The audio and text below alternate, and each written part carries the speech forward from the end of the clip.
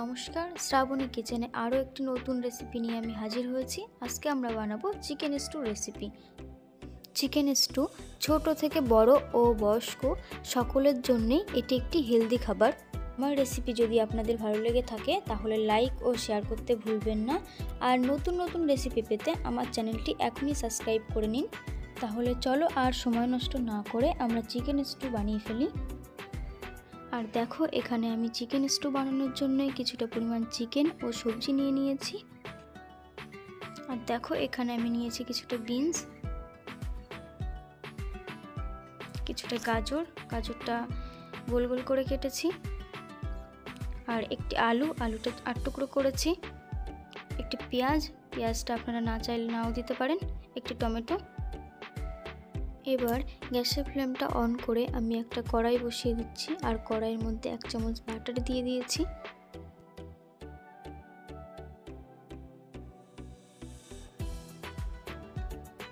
Butter যখন গলে যাবে তখন এর মধ্যে দিয়ে দেব 3 থেকে 4 টুকরো দারচিনি, 4 থেকে 5টা লবঙ্গ ও 3টি এলাচ ও কয়েকটা গোলমরিচ। লো ফ্লেমে গরম মশলাগুলো হালকা করে ভেজে নেব। আর ভাজা হয়ে গেলে একটু দিয়ে দিচ্ছি রসুন কুচি, আর দিয়ে দিচ্ছি একটা মিডিয়াম সাইজের পেঁয়াজ, আদা কুচি,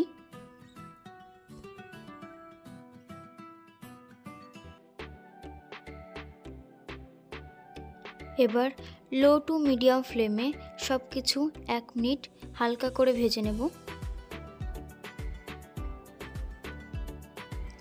পেঁয়াজ আদা রসুন ভাজা হয়ে গেলে এর মধ্যে দিয়ে দেবো চিকেনের টুকরোগুলো, আর হাই ফ্লেমে চিকেনের টুকরোগুলো 5 মিনিট ধরে ভালো করে ভেজে নেব।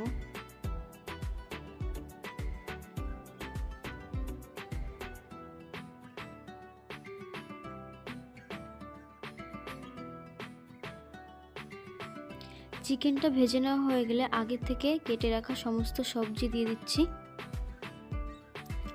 আর দিয়ে দিচ্ছি স্বাদ মতো নুন।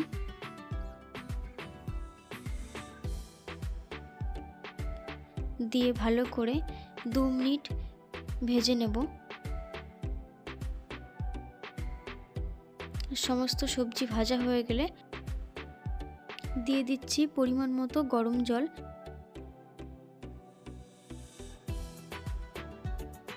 জলটা একটু বেশি পরিমাণে দিতে হবে যেহেতু এটা চিকেন স্টু।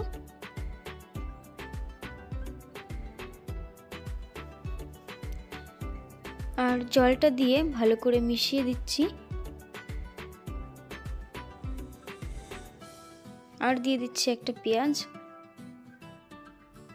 গ্যাসের ফ্লেমটা হাইতে করে দিয়ে 15 থেকে 20 মিনিটের জন্য ঢাকা দিয়ে দিচ্ছি। 15 মিনিট পরে আমি ঢাকাটাকে খুললাম, আর দেখো এখানে আমাদের স্টু প্রায় তৈরি হয়ে গেছে। আর সমস্ত সবজিগুলো কিন্তু সেদ্ধ হয়ে গেছে।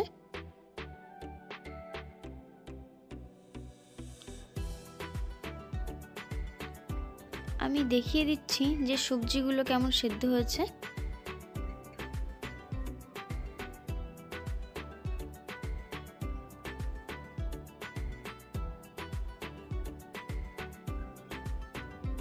আর চিকেনও সেদ্ধ হয়ে গেছে।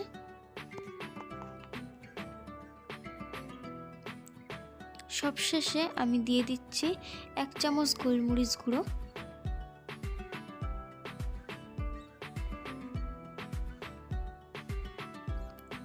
আর আমাদের চিকেন স্টু একদম রেডি হয়ে গেছে।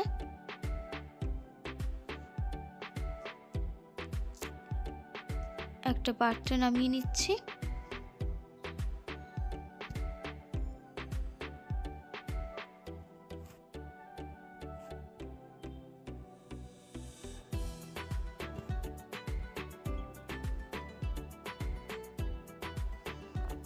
আর দেখো আমাদের চিকেন স্টু একদম তৈরি হয়ে গেছে।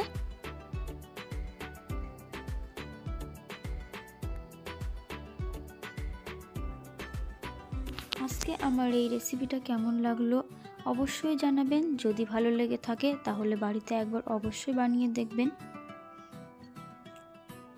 আশা করি সকলেরই খুব ভালো লাগবে। আজকের মতো ভিডিওটি আমি এখানেই শেষ করছি। সবাই ভালো থাকবে, সুস্থ থাকবে। দেখা হচ্ছে আবারও নতুন কোনো রেসিপির সাথে।